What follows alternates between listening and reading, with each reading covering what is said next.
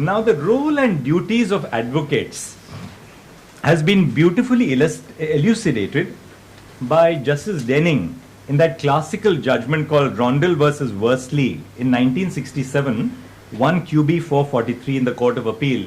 And I just want to read out to you a little extract from the role and duty of an advocate.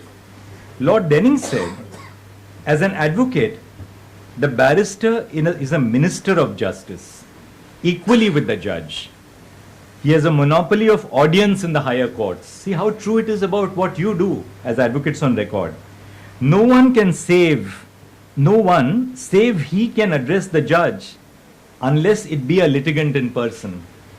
This carries with it a corresponding responsibility.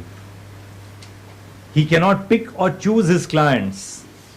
He is bound to accept a brief for any person who comes before the courts, no matter how great a rascal the person may be, no matter how given to complaining, no matter how undeserving or unpopular his cause.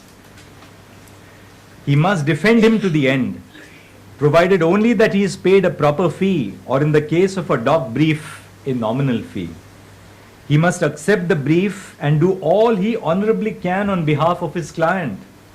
I say all he honorably can because it is his duty, not only to his client. He has a duty to the court which is paramount. It is a mistake to suppose that he is the mouthpiece of his client, to say what he wants, or his tool to do what he directs. He is none of these things.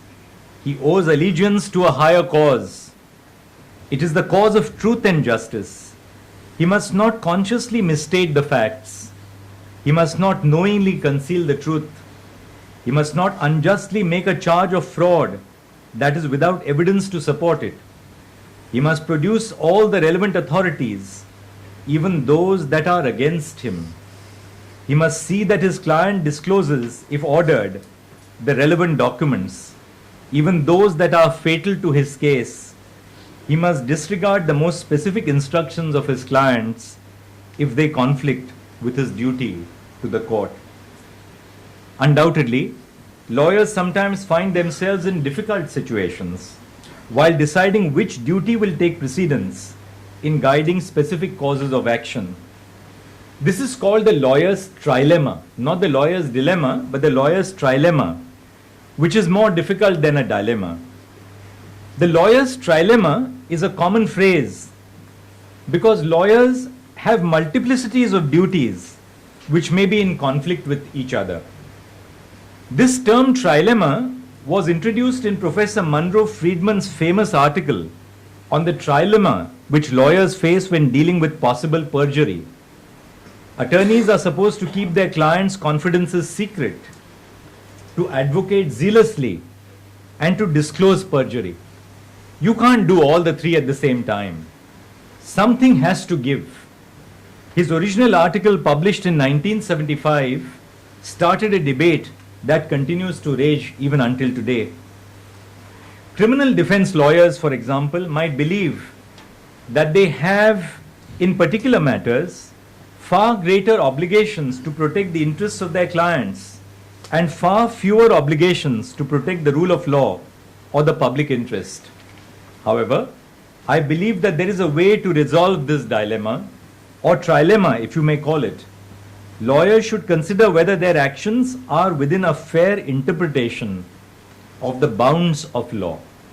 In any case, lawyers also have an obligation to participate in efforts to reform the legal framework, or society more generally, that is to better serve the goal of protecting the rights of criminal defendants and the public interest in the fair and efficient administration of justice. Just yesterday we had a case where a 302 conviction, where a person in Tripura didn't get a lawyer. It ended in a conviction and there had to be a remand because nobody was willing to appear for that. Is that really, in that sense, a fair dispensation of justice by the legal profession? Thus, while you may choose to defend or appear on behalf of any client, and even have a duty to represent any client in need of legal representation, you must not detract from the bounds of law. And that's where I believe that the law in a sense is ideologically neutral. Lawyers may have ideological affiliations, but the law by its nature, the legal profession has to be ideologically neutral by virtue of our duty to represent any client who comes before us, irrespective of the popularity or the unpopularity of the cause. You must not mislead the court while you discharge your obligations towards your client.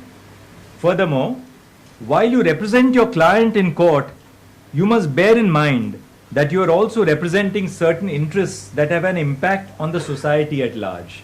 And this is particularly significant today because more and more of our law is being involved in public law as opposed to purely private disputes. So the impact of a position which a lawyer takes has a serious bearing on the rights of the community at large, on the impact of the legal action on the community at large. Never be oblivious to this realization. As long as you remember that you are in a position to have a long-lasting and palpable impact on the social fabric, and more often than not may end up shaping and molding the climate of your time, you will be less inclined to stray from the path of justice. The second aspect which I want to emphasize is preparation and perseverance. While academic knowledge is definitely an asset, there is no substitute for hard work in this profession. Moreover, it is your duty to be well prepared so that you may be able to do justice to your client and the place and time you occupy before the court. As the saying goes, perseverance is the right hand of success and patience is her left hand. These values are not developed overnight. While we often admire the advocacy skills and eloquence of lawyers that we see in court, there are years of diligence, patience, steady application, painstakingly studious habits, prolonged preparation, and laborious apprenticeship behind what appears. The strenuous and hard toil that the busy lawyer must undergo in studying the record, preparing cases, and looking up references are seldom remembered when others envy her success and good fortune. Lawyers at the beginning of their career should build the skills from scratch by hard work and persistent labor. The process of rigorous learning that you are now undergoing as a part of the preparation for the AOR exam must continue for the rest of your professional lives. In that sense, we are students every day of our lives. For me, I was appearing in 65 different examinations on the last day of the term.